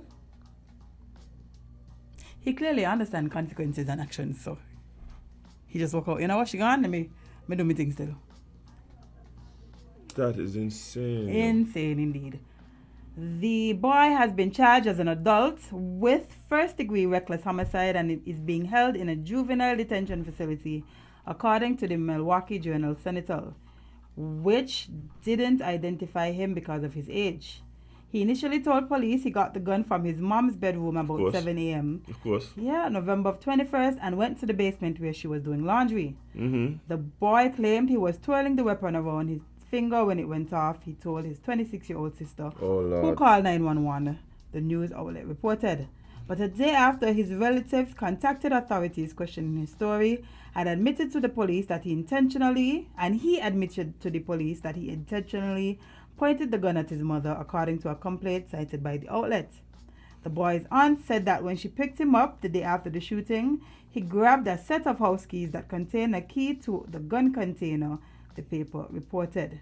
Then when she asked him about the shooting, he told her he pointed the weapon at his mom, who said, "Why do you have that? Put it down," according to the complaint. The day after he allegedly shot his mom in the face, he logged onto her Amazon account and ordered an Oculus virtual reality headset and also assaulted his 7-year-old cousin, documents cited by the senator say. This fellow might have some issues. I'm not a sociologist, a psychologist. I'm not a child behavioral expert. No, you're not.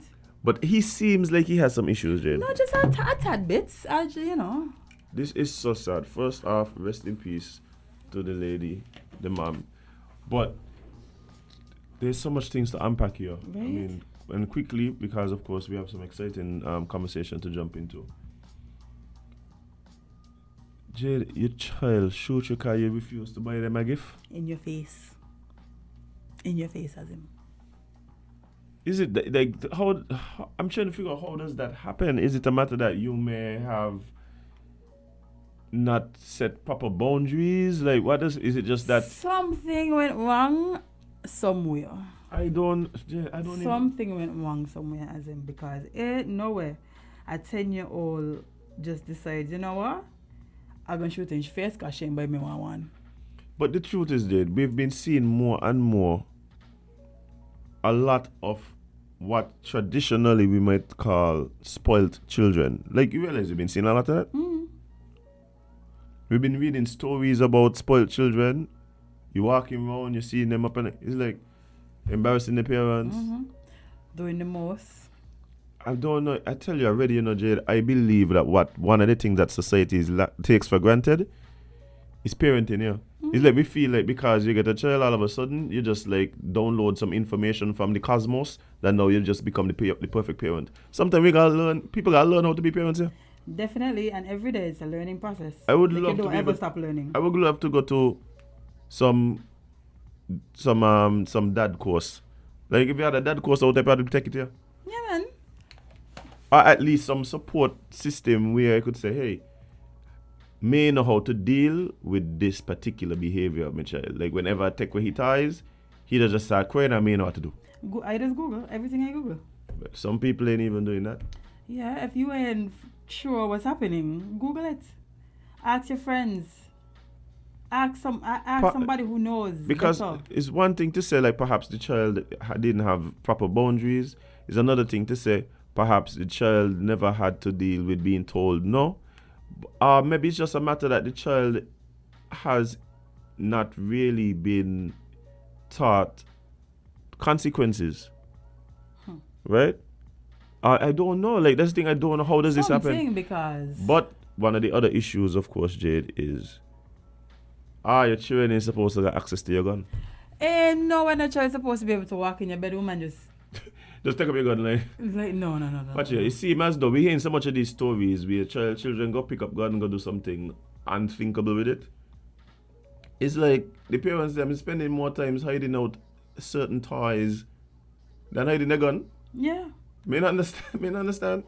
It is the parents' responsibility to make sure that these things cannot happen. Jade, you have a gun in the house, it's supposed to be locked away safely. Your child is supposed to know where the key be, not the gun. Jade, I'm telling you, I lived in Florida. Right? Everybody had guns. A lot of my friends, I would see them put their gun in the safe. They have a literal safe in the house because they got kids in the house. I mean, that sounds like a good idea. So they get home, they take out the magazine, they clear the chamber, and they put all of that in a safe, close the safe. And generally the safe is up high, so the children can't just literally just walk and just like even just play with it and hopefully get a combination right. I look at, So the proper precautions need to be taken, but it's just like when you see these kind of stories, it's like, but how we avoid this? Cause that's the question you're asking, I think. But making sure your children don't have access to firearms. But it have to be something even. It have to be a combination of factors. Because even if you have access to the firearm, like I have to go shoot your mother is like. No, that's crazy, yeah. And then to like admit that is like. And then still order the toy that she tell you can't have. I mean, to be honest, I'll be honest, Jade. I kind of really want an Oculus myself, but me shooting the body for now. Yeah, I don't feel like that's a good idea, friend. Like that is. Now I'll disown you quickly. That's as me. Jade, yeah, that's a no. Oculus is definitely on my list of Christmas things. I afraid them there. No. You know what I really want them for? They're doing these virtual concerts now. They're free. Okay. Yeah, that's why it's up your alley. They're doing these virtual concerts now that is like you could watch. There's so much for Oculus buy. There's some cheaper ones, but the Oculus is like the Oculus is the granddaddy. The two. I have to do the 2. The 2 is the one I want. They're expensive taste, Yeah, the Quest 2, yeah. Damn. So he shoots him over $349. Plus shipping. Well, it probably was Amazon, so they ain't had no. Well, you never know. It might have been free shipping. Might have been free shipping. Lord, man. Lord. Free delivery? See there? Yeah, me. That is such an unfortunate. It's an unfortunate situation. Yeah. Because the truth is now, the other thing is, he gotta go live with that now, yeah. I ain't Oculus, so you do all of that for nothing. He got to go live with that now, in jail. But it started, to be honest, the more I think about this, I started to wonder if this guy probably just have some real serious behavioral issues. Yeah, as any child who just thinks it's okay to just grab a gun and shoot their mom in the face because she tell you no. No, it's one. Obviously, he has some issues. No, you could have issues, right? But the fact that he went and then ordered it still. Yeah. That they're showing me that he got like something. Something in. It didn't. So in other words, it didn't feel like a fit of rage or anger. Sometimes children show fits, and they get. They get. This year seemed like. What do you think you're talking to? I'm gonna show you what's going on. I'm gonna show you. That's what you said. I'm gonna show you. You're gonna tell me? No. I can't get the Oculus. Okay, bet. And the man got a Lil Wayne show next week. No. Like that's what it seemed like to me. Like the fella like crazy. Mm-hmm. Crazy. But hey guys, let me tell you something. Those of you who have children, that seems to be a trend now where people are, I think we're at a place where we're evolving as a people, where we understand that the best example for children isn't to deal with behavior that we don't like with violence. Mm-mm. I also think that if we recognize that we're not going to respond with violence, we have to have the alternative on hand. Mm-hmm. You can't just be, when me bang me children them because me children them in a dog, but then you don't have the proper mechanisms in place to deal with the things that children do as they come up. So the throwing the fits, being able to understand no, recognizing boundaries, discipline, patience. How do you deal with those things? It can't always be, you're watching TV, give me a tablet. You have to figure out what are the alternatives to ensure you reinforce the behaviors that are going to work best for the child in the long run. So maybe that's what it is. Maybe it's we evolving as a society. Difficult, yeah, we evolving as a society. We're recognizing that it can't just be bang your children into submission, but perhaps there are a lot of us who don't actually know what the alternatives are. So maybe that's what we need to work. I don't know. No, that's a fact. But guys, we'll take a very short break because we have a very special guest joining us in the studio this morning. So stick and stay. We'll be right back with more LNT right here on Win Media SKN.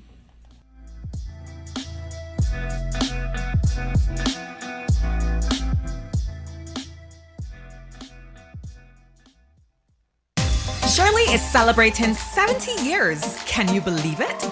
Everyone loves a Shirley biscuit, known for its rich, creamy taste, as well as the iconic house and flower design. We all know Shirley is the perfect on-the-go snack, and it's truly the Caribbean's favorite. Simply put, there's nothing quite like a Shirley biscuit. I can't imagine life without it. I too love my Shirley. It's the Caribbean flavor. Shirley biscuits make me happy.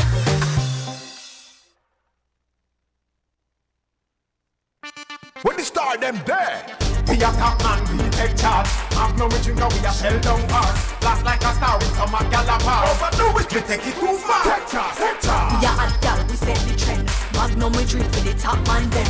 Wine with the style, no stop from spin. Hot blend, back bend, and take charge, take charge. Magnum tonic wine, for the real star them. Take charge, take charge. Must be 18 or older, drink responsibly.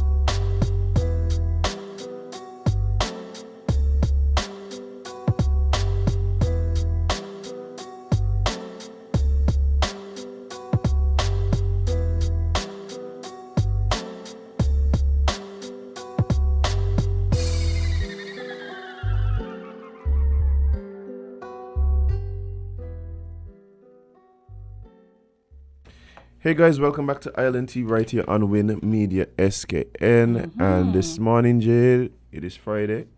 We're jumping into the last few minutes of the show, and we are joined by a lovely special guest. You want to introduce our guest? Yes, we have a very well. I would say she's new to me, but she may not be new to some of our listeners and viewers. But we have an artist by the name of Kiki joining us this morning to, introduce herself to our audience. Give them a little song, let them know. Yeah, man, you gotta let them know you could do it. Don't be. I watched you on Cynthia show and you wasn't shy. When I look at you on the stage, I wasn't shy. Don't bring no shyness in here. But let me tell you something, Kiki. Jade came back in here on a Monday after that event and was singing your praises. She seemed to be very impressed. Thank you. You're welcome. To do very impressed. She was like, and then, Kiki the thing. That's awesome. That's my impression of you. Wow. In that particular that is moment. Awful. Sometimes you just don't know how you sound yourself, Jade. All right. But Kiki, for persons listening, and of course those viewing as well, tell us just a bit about who you are and what it is that you do. Okay. First of all, a pleasant good morning to all the listeners. My name is Kiana Hobson, also known as Kiki. That is my stage name. Also a very common nickname that I've had from a very tender age. I am 27 years of age, and I am a singer and a songwriter. Most of y'all may know me from my father, which is Gregory Hobson, a.k.a. Mention. I am, yes. You mentioned that, sir? Jed. Yes. But before you even continue, that's some serious pedigree, What? That's some serious pedigree, because, for a lot of us, he's a legend. Yes, definitely for me. Definitely for you? Of course. Okay.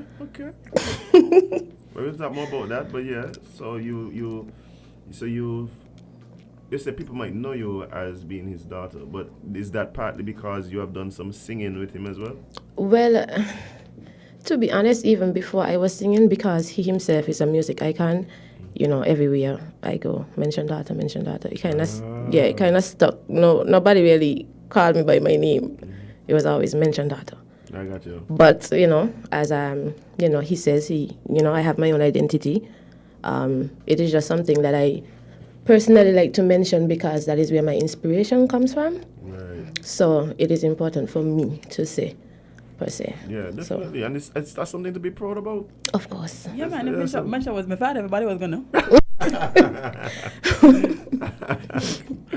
Yes. But yeah, so a lot of people might say, you're singing because, that's something that your family is into and stuff like that. But we don't always see, kids following in the footsteps of their parents. Mm-hmm. So when did you discover you had this one talent and passion as well for music? Okay, to be honest, I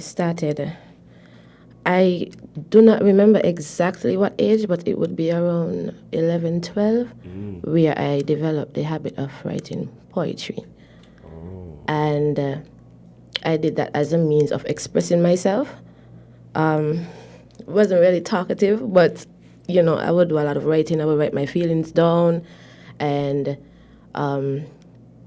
it developed more and more, where I started putting words together and my creativity started coming out, and then there came, I started to put these poems to rhythms, and play around a bit.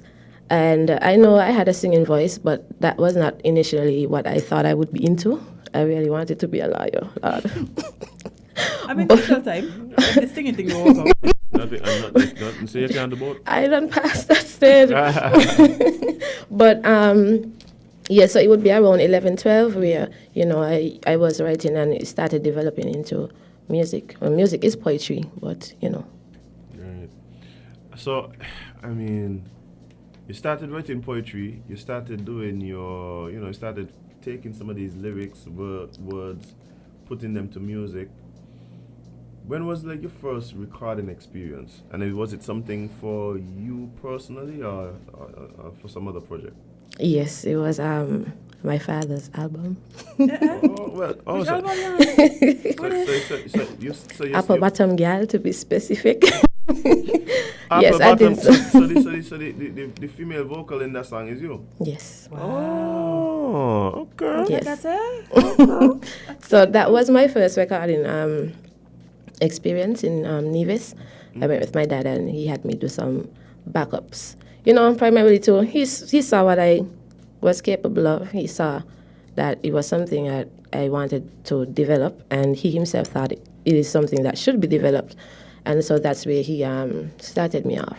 Oh, so he started bringing you around, giving you opportunity. Well, I was always around in terms of like, always around for his band practice sessions, Right. first of all.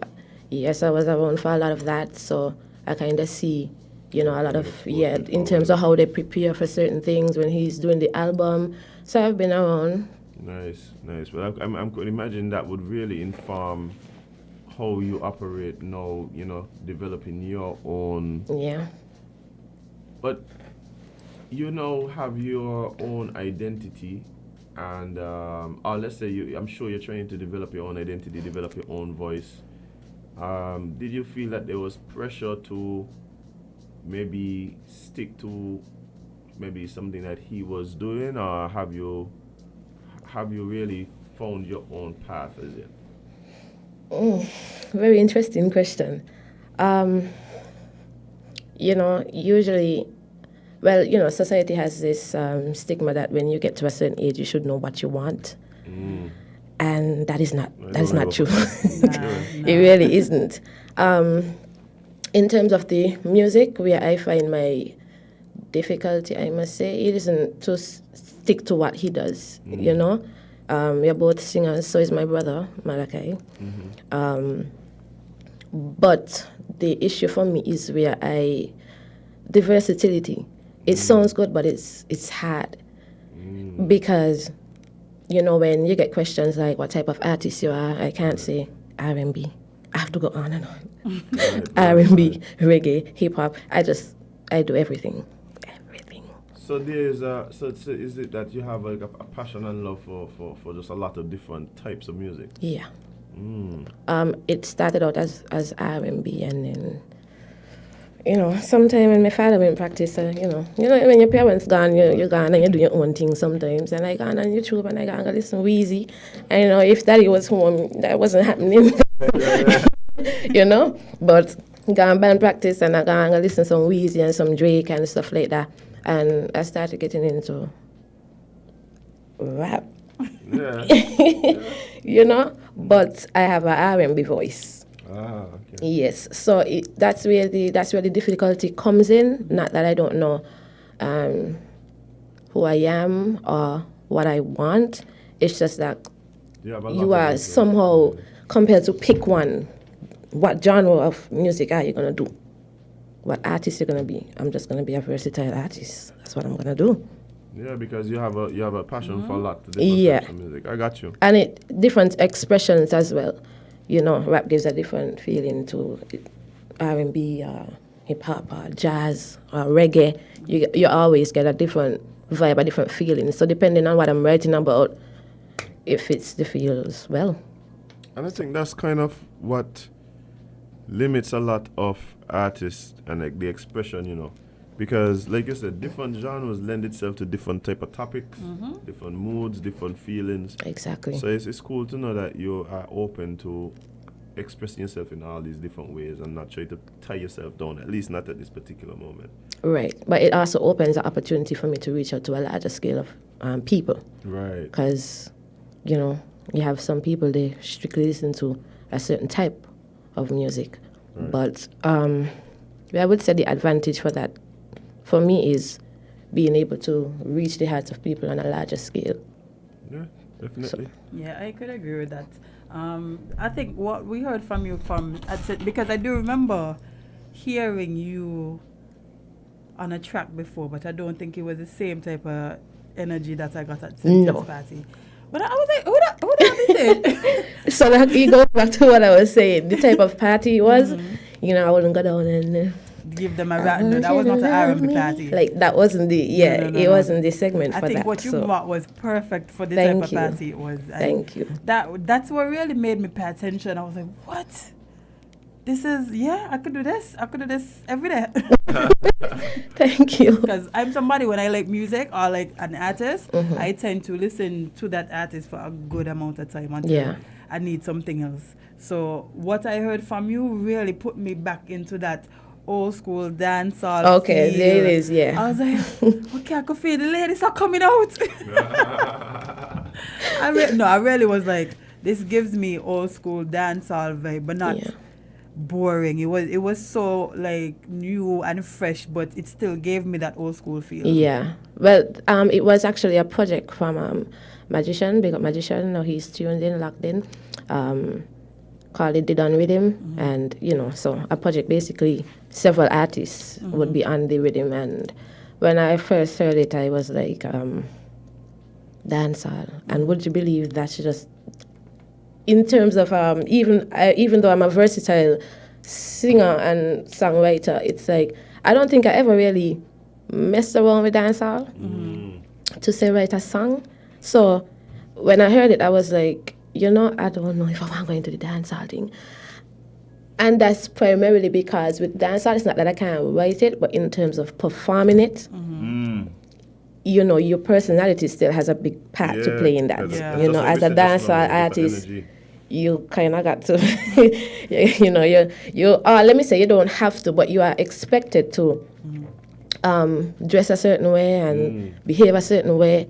And for a female, I was really running from that because, it goes back to a conversation my father and I had, and, he knows the type of person I am, and he knows the type of person that I would be forced to be if I had to go down that lane. So, but I'm going down. I'm just gonna. Take it easy, though. No, but you do you. I'm gonna. You don't have to do what everybody else is doing. You don't have to dress like everybody else or behave like them. Right. So. That don't work. People don't like that, I'm be honest with you. Like sometimes that's the bit downfall of some artists where they try to fall into what the expectation is, but people like genuine, authentic things that they could relate to. Exactly. Like I rather the artists who I could tell they're being themselves than just feel like you're trying to play a character. Exactly. Right. So I mean, I like that mindset of, hey, this is me, and who's gonna love you is gonna love you, and that's one thing I had to understand in the early days. Everybody's isn't gonna like your music. It's gonna like the way you express yourself, the way you dress, etc. However, I'm gonna be me. That's the best thing I can do. That's the best person you could be, Yeah, unapologetic nobody could be about better than you. That is a fact. Exactly. But since we are running low on time, you want to give them a little sample? Don't be shy now. No, Jade. I mean, no, me shy. Come man, give them a little taste of what I should expect from Kiki, and then tell them where they could follow you. Okay. So basically, I'm not new to the music thing, however, but I'm new to creating my own platform. So I still have a couple of things to do in terms of copyright infringement and making sure certain things are in place. This dancehall track that you were talking about, Trendsetter, that is the name of the song. It should be releasing sometime this month. And you can find me. Looking forward to that. And then I would specifically let you know. Please. And you can find me on YouTube. I have a track that I uploaded as well, Forever Again, Kiki. And in saying that, I want to, shout out Byron Messiah, who gave me the opportunity to use the instrumental. He had Regrets on it, and Dejua had Secrets, and he gave me the opportunity to be on the track as well. So you can look out for, I have music coming in all genres and all angles of life, so look out for that. So what kind of, what you're going to leave us with? Where are we going? Let me see how I feel. It's Friday? It's Friday. So you're going to get some hype. It's very early too, But, Jade, what you want to do? there. Give me the trendsetter. I feel like I know, you know, yeah, you see, I asked Jade, I know, you know, she over there, like, you know, I'm like, you know, ask questions, you know, the answers too. Okay, well, you know, we on here, so get a little piece. Yes, make sure it's the clean version. Of course, Jade. All right. Trendsetter, me no driving back. And for that, me a the queen of the pack. You say me, but you know that's a rap. You could have 10 pepper pot me still hotter than that. Yeah. Yes, Jade, I got a little piece. See where we like the song as a little This piece. sound like wait up Jade alibi. You Tell know how you. much time for the morning Jade tell me she's a hot girl? Jade is a hot girl.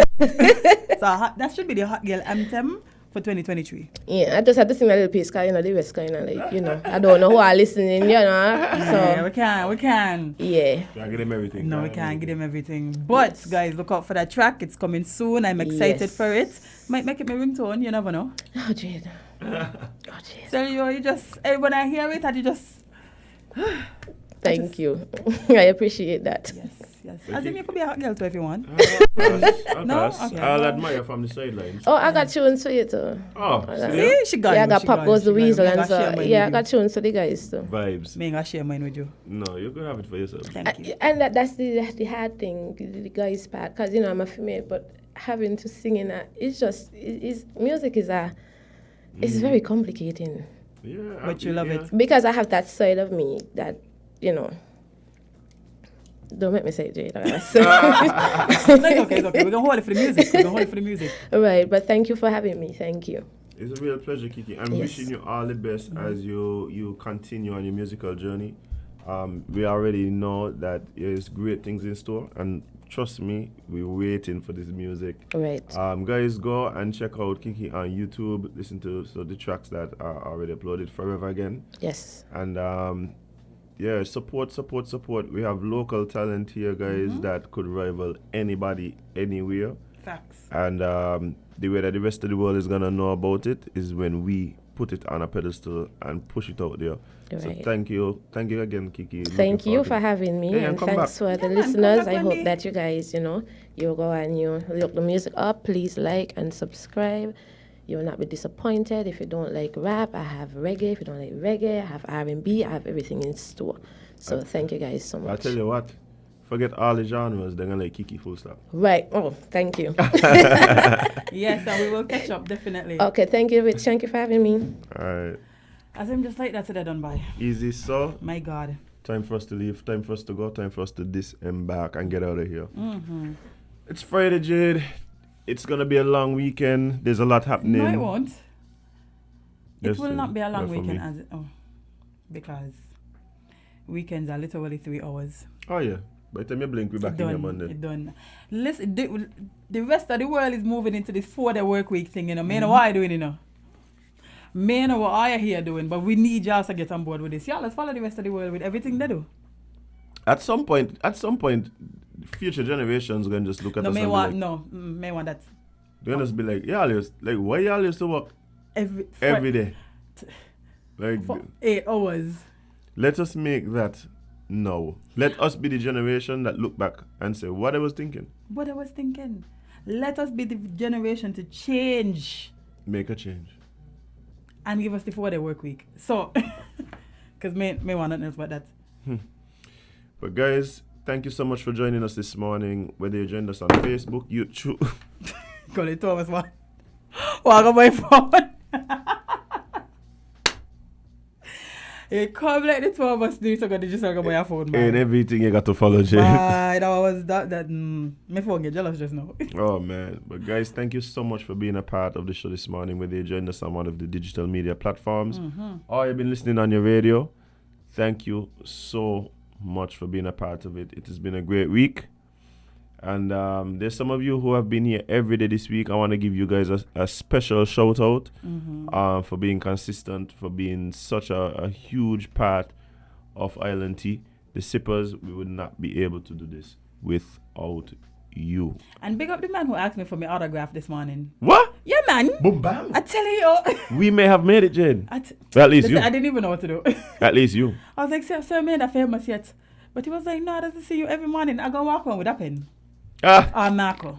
I need to be prepared as him. Right. He caught me off guard. He caught me flat-footed. Never again. Never again shall I be. No. Well, I love it, Jade. No, Jade, I'm telling you, we really have a debt to pay, sorry, to the listeners and the viewers. Definitely. They really show support, and I'm gonna tell you, it really feels good knowing that what we do here is supported by so many people from so many different walks of life. And that is one of the things that I really do not take for granted. The fact that it ain't just people around our age, or people from a certain class, or people from a certain political persuasion. It does feel as though that there are a lot of people who support and just want to be a part of what it is here, and we the same way. Who would have thought? Welcome it. Who would have thought, man? But yes, everything as him said and more. But guys, of course, learn from the losses of others, guys. And before we even do that, there again, it's the weekend. Please be safe. Deal with people with grace and empathy. Go watch cricket tomorrow. Watch some cricket. There's a shuttle between St. Kitts and Nevis that is running for all the Nevis people. Boom, bam. Get on board. So cricket going on. There's carnival opening and Soca Manak. There's also Hypnotic at Quickstay tomorrow. Mr. Real Rights event. I shall be there. Because it's EK, of course. Why not? My God, come down there. I'm in the area. Just come down a notch. Small walk. When you finish with cricket, just come to Quickstay. It's right there. Nice. Lozak Road. Lozak Road. Okay. Sound like a vibe to me. I tell you, my Saturday busy. Nice. Well, guys, of course, as well, please remember to spend more time living your content and living it. Hold on, somebody said who playing cricket? Yeah, they probably missed the interview yesterday. Well, let me get them a quick little update on what's happening tomorrow at the Warner Park Cricket Stadium. There is going to be a local tournament by the name of Big Six that is going to be between the Maximum Strikers out of St. Kitts and the Awali Sports Management out of Nevis. It is only $15 to get you on the grounds. If you want to come over by me and Patty, it's just $25. And you will have entertainment by TNO Sounds and Ruckus HE and David House. And of course the cricketers. And the cricketers, most importantly. Some of the best cricketers you'll see in a while. So come on out and support. Yeah. Leeward Island cricketers, some persons who have made the West Indies squad are on the teams. Some people who have been on CPL. The captain for the Maximum Strikers is actually one of the CPL players that we have. His name is Jeremiah Louis. Indeed. Big up Jerry one time. I have faith in you to captain us to victory tomorrow. So yes, guys, join us in the park tomorrow for sure. All right, guys, and please remember, guys, most importantly, you can't be everybody's cup of tea. Starting time, Jade? 7 p.m. 7 p.m. You can't be everybody's cup of tea, guys, because you is not a mug. We're going to see you guys on Monday.